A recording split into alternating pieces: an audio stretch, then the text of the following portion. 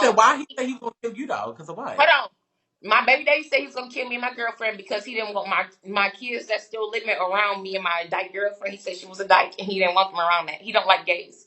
And then Pastor P threatened me, said he was gonna show up. And then Christian said she was gonna come to Detroit. That's Demi ex girlfriend. And we went down to the police station and got orders. We filed charges on them or whatever you want to call it.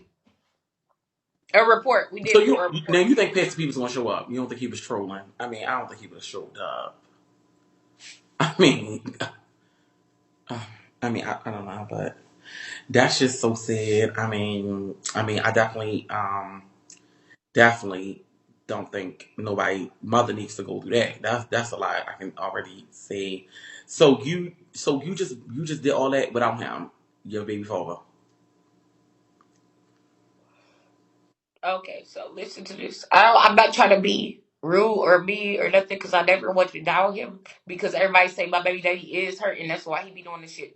But y'all have to understand, my baby daddy never came to no doctor's appointments with me. None of her therapy. I did therapy with her for about a couple of weeks trying to help and make her walk. But I had other kids and they was in school. And her, even though her doctor was right next door to their school, it was at the same time they got out. So I had to take my kids with me.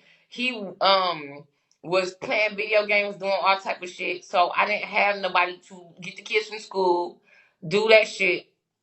They didn't let the other kids come. That was she could only be at therapy by herself. So I was trying to help her walk. I was trying to help her walk for the first maybe 3 years, help her talk and do other stuff. Mind you, they told me she didn't have no hope because she didn't have no brain in her head. And I tried to push them to do surgery on her.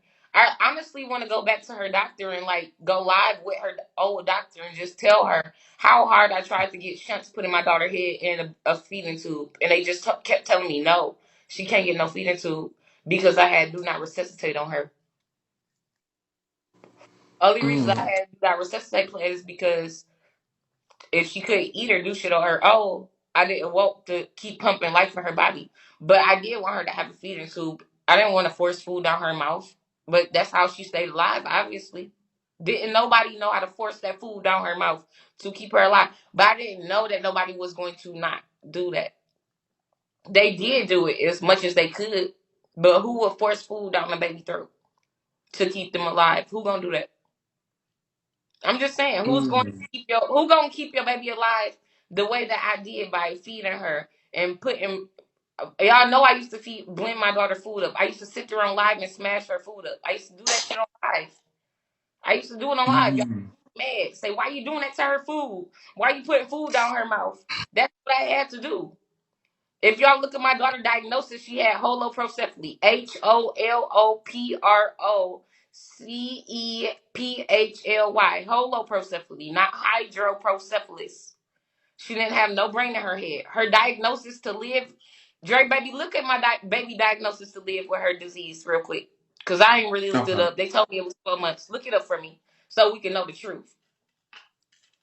It's called holoprocephaly. HOLOPROCEPHLY.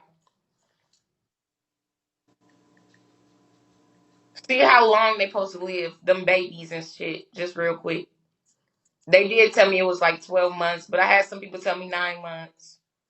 I have looked it up, honestly. I heard first year of living, I looked it up, but I didn't find too many YouTubes on it. I tried to find up YouTube videos to see how people was So living. wait, so all right, so okay, moving on from that. Like I know that's a touchy subject. What happened to you in the transition of all that? Where were you when she was, you know what I mean, going through that?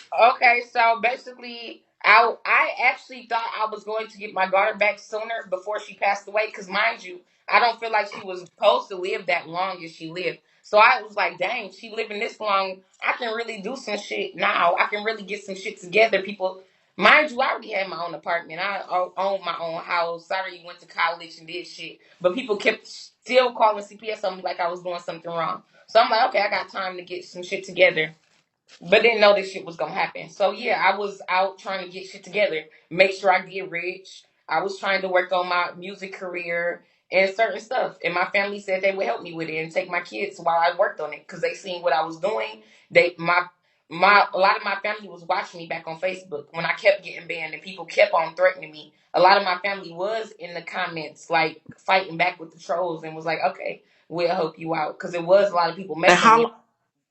And she was sick for how long? Since my daughter was sick in my stomach when I was 6 months pregnant. I found out she was Okay. gonna die at two. When I was 6 months pregnant, they told me my daughter was gonna come out dead.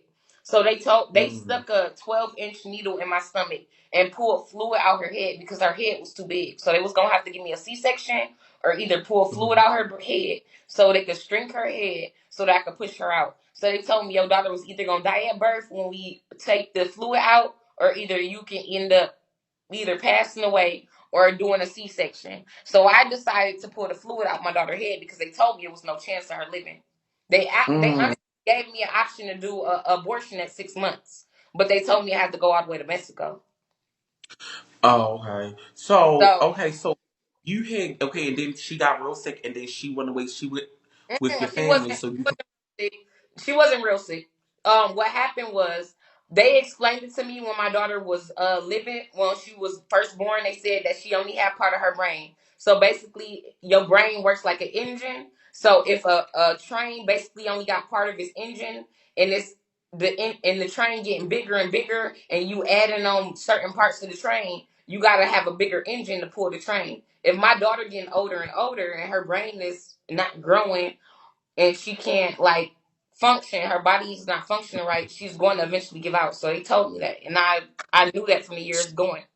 And how many kids you got? I got 5 kids. And this was the only one that had some type of problem like this. Hmm. So what could this? What could have caused that? Did they say like was it like stress that could have brought this on? What could Hmm. have? They said it could have been genetic, or I have a lawsuit from the city of Flint, Michigan for the water, because I was staying in Flint, Michigan, and all of my other kids was good. They was born in Detroit. That was the first kid that was born in Flint and had brain damage. So Mm-hmm. I did have a special lawsuit going on with my daughter, Mm-hmm. but after, like I say, probably like maybe the second year of the Flint lawsuits and everything, and I knew we was about to get paid, I forgot the little personal lawsuit. But I do have uh 5 lawsuits out, one for me and my 5 kids. So I mean 6 lawsuits, one for me and my 5 kids. So we are getting paid though.